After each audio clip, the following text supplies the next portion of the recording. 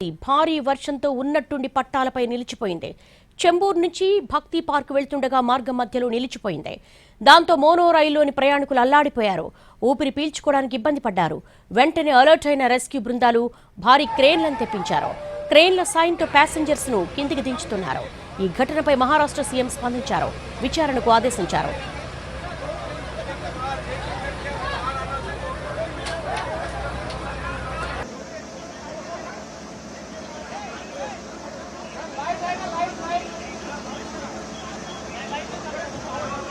Video डाले आपको मैंने। हाँ चलो उनको मिलेगा लाइव पे लिया उन्होंने डाल दिया अलर्ट को।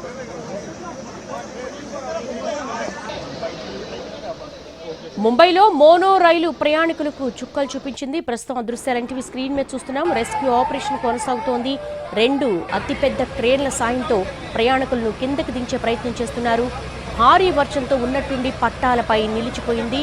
చెంబూరు నుంచి భక్తి పార్క్ వెళుతుండగా మార్గం మధ్యలో భారీ వర్షం కురిసింది. దీంతో మోనో రైలు మొరాయించి అక్కడే ఆగిపోయింది. మోనో రైల్లోని ప్రయాణికులు ఊపిరి పీల్చుకోవడానికి చాలా ఇబ్బంది పడుతున్నారు. వెంటనే అలర్ట్ అయిన రెస్క్యూ బృందాలు భారీ క్రేన్లను తెప్పించారు.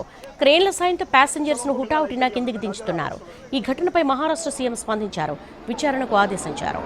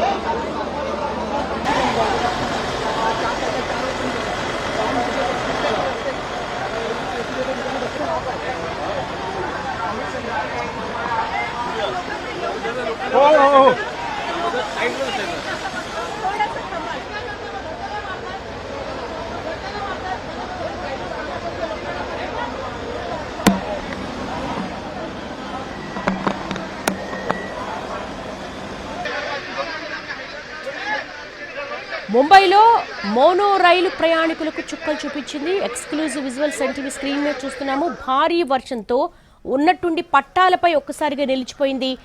ఈ మోనో రైలు చెంబూరు నుంచి భక్తి పార్క్ వెళ్తుండగా మార్గం మధ్యలో నిలిచిపోయింది. దాంతో మోనో రైల్లోని ప్రయాణికులు అల్లాడిపోయారు. ఊపిరి తీసుకోవడానికి కూడా చాలా ఇబ్బంది పడ్డారు.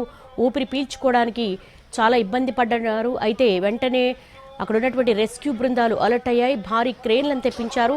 క్రేన్ల సాయంతో ప్యాసింజర్స్ ను కిందికి దించుతున్న దృశ్యాలు ఎన్టీవీ ఎక్స్క్లూజివ్ లో చూస్తున్నాము.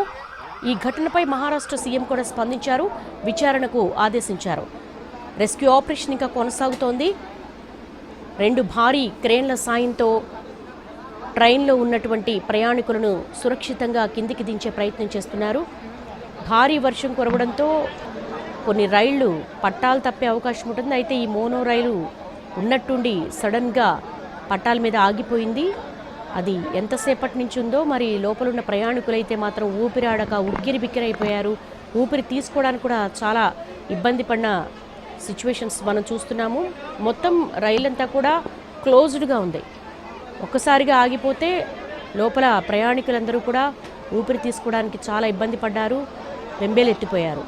అయితే ఇది గమనించిన రెస్క్యూ టీం ఇమీడియట్గా క్రేన్లను అక్కడికి తీసుకొచ్చి ప్రయాణికులను సురక్షితంగా దించుతోంది. చెంబూరు నుంచి భక్తి పార్క్ వెళ్లేటువంటి మోనో రైలు ప్రయాణికులు ఇబ్బంది పడుతూ క్రేన్ల సాయంతో కిందికి దిగుతున్న దృశ్యాలు మనం చూస్తున్నాము. రెస్క్యూ సిబ్బంది రెస్క్యూ చేస్తూ ఉన్నారు.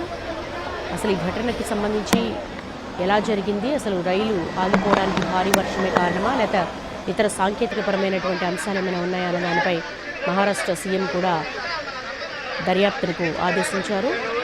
చెంబూరు నుంచి భక్తి పార్క్ మార్గంలో ఘటన చోటు చేసుకుంది.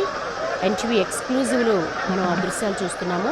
2 భారీ క్రేన్ల సాయంతో మోనో ట్రైన్లో ఉన్నటువంటి ప్రయాణికులను ఇమ్మీడియట్గా కిందికి దింపుతున్నారు. రెస్క్యూ ఆపరేషన్ కొనసాగుతోంది.